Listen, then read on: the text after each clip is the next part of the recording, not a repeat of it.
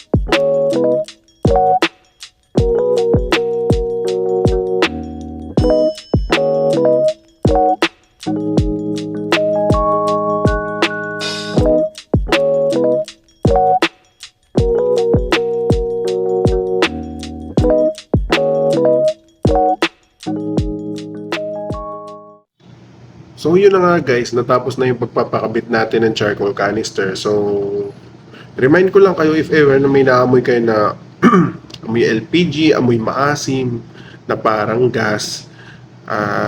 So okay, magdalawang isip na i-check yung charcoal canister nyo, lalo na sa mga naka TRK 502, 502X or ng mga Benelli motorcycles. Halos pare-pareho lang naman yan.